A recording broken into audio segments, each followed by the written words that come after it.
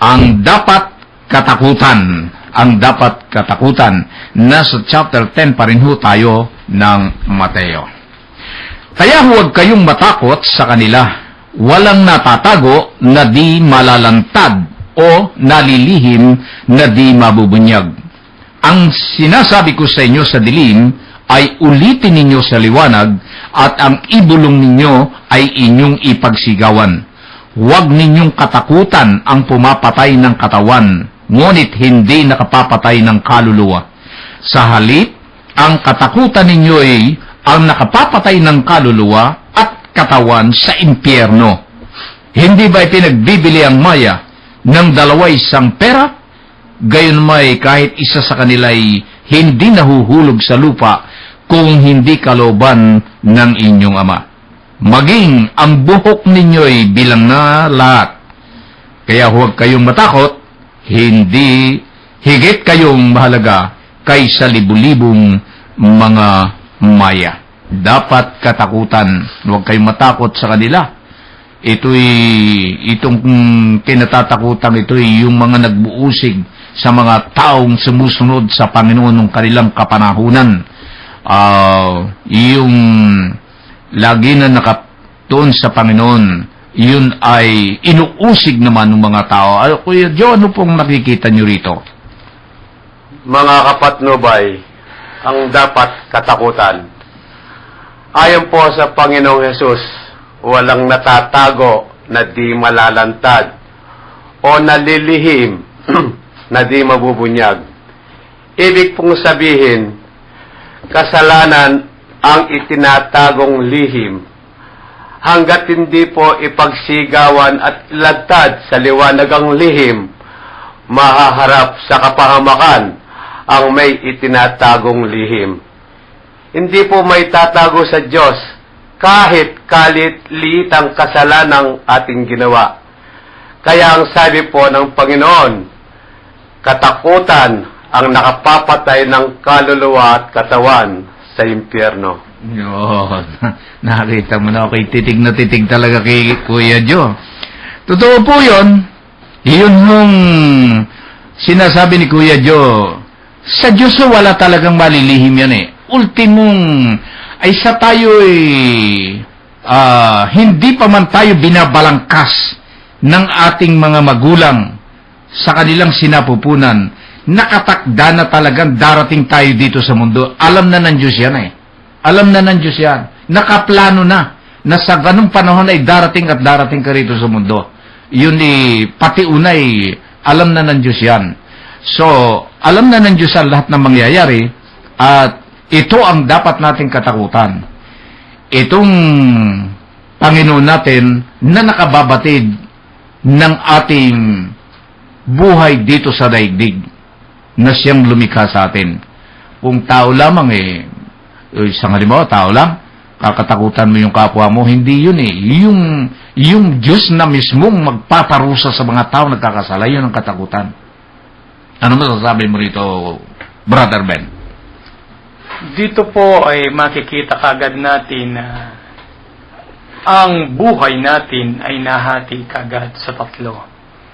Kasi minsan may mga nagpapaliwanag na ang sinasabi lamang, ang tao ay composition lamang ng laman at kaluluwa. Sana ay makita nila at basahin minsan. Nakalagay dito, ang tao ay binubuo ng katawan, kaluluwa at espiritu. So, kaya po pag binasa natin, ipinaliliwanag ni Jesus, binabalaan ni Jesus, na ang kanyang mga alagad ay makita ang mga bagay na ito. Sapagkat alam ng ating Panginoon na darating ang panahon na maaaring makalimot ang isang tao sa mga bagay-bagay na makadiyos. Sa halip ay malulung sila sa makamundong pamumuhay. Kaya nga po kung babasahin natin ang unang Tesalonica, Kabanata 5, talata 16 at ang mga sumusunod, sabi niya rito, magdala kayong lagi, maging matyaga sa pananalangin, ipagpasalamat ninyo sa pangalan ni Kristo Jesus ang lahat ng pangyayari sapagkat yaon ang ibig ng Diyos. Yaon ang ibig ng Diyos. Huwag ninyong hadlangan ang Espiritu Santo. Huwag ninyong hamakin ang anumang pahayag mula sa Diyos.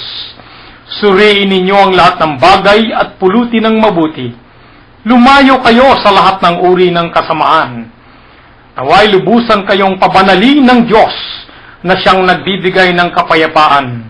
At naway panatilihin niyang walang kapintasan ang buo ninyong katauhan, ang espiritu, kaluluwa, at katawan hanggang sa pagparito ng ating Panginoong Hesukristo.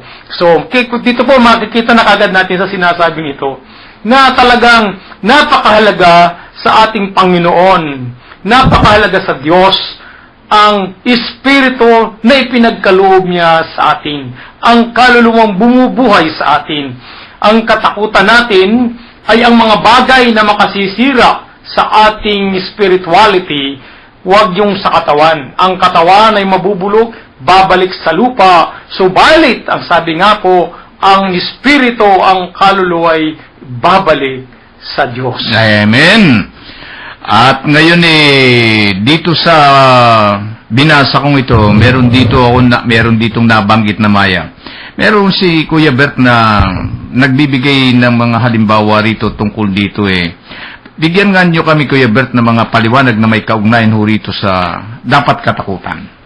Alam mo, Kuya Min, kaya sinasabi ng Panginoon nito, kasi maraming tao ngayon na natatakot mamatay. Mm-hmm.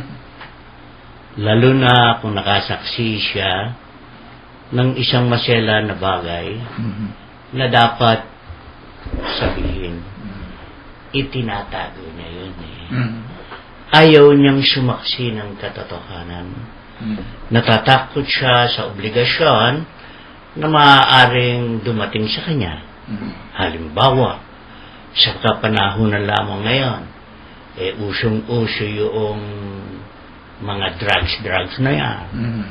At may nakita ka, at pagkatapos isusuplong mo, ay kawawa ka. Ito ang sinasabi ng Panginoon. Huwag mong katakutan na yung pumapatay ng katawan ng tao. Ang katakutan mo ay ang nakakapatay ng kaluluwa at nabubulid sa impyerno. Siguro wala kang makikitang ganun ngayon, Kuya May. Bihira. Bihirang bihira. Lalo na sa ngayon, magsalita ka lamang ng laban sa ibang mga may kapangyarihan, ay kawawa ka. Ha? Natatakot ka maparusahan ka Pero ito ang gusto ng Diyos. Sabihin ang totoo. Sabihin mo. Huwag kang matakot. No? Kasi sabi ng Panginoon, mas mahalaga ang buhay mo kaysa sa mga libu-libong maya. Pinahalagahan ng Diyos ang nasa katotohanan. Ito ang dapat mangyari sa atin. Wala tayong dapat katakutan kung nasa katotohanan tayo. Huwag nating katakutan ang mga pumapatay. Huwag nating katakutan ang mga nagpaparusa. Dapat natin tanggapin ito sa pangalan ng pananalig at pananampalataya natin sa Panginoon, sapagkat hindi niya tayo pababayaan. Ayun. So, yung importante dito, Kuya Joe, Kuya Ben, at Kuya Bert, dapat yung isang tao nasa katotohanan ka. Nasa katotohanan ka. Huwag ka matatakot. Ipagsigawan mo yung lihim na dapat ilihim, isigawan mo ito sa maliwanag. Huwag mong itago ito sa dilim. Ayun. Sapagkat ang kinatatanong mo rito ay ang katotohanan. Sino ba ang katotohanan? Ang Panginoong Jesus. Pero ang kaganapan ngayon, kapag ang tao'y napaharap sa ganitong mga sitwasyon, ay bumabalik naduduwag na at pinagpapalit yung kanyang kaligtasan ng kanyang sarili na buhay na tao dun sa mga bagay na gano'n na nasa katotohanan. Kasi mundo ito eh. Kasi mundo ito dahil sa takot ng tao takot ang tao. Nababayaran pa nga. Ngayon, oo.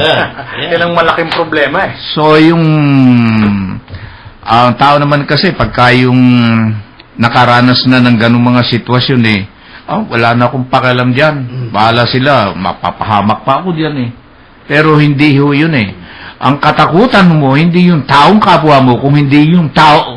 Kasi yun ang Bubulid sa impyerno yan. yun ang magbibigay ng protection sa iyo.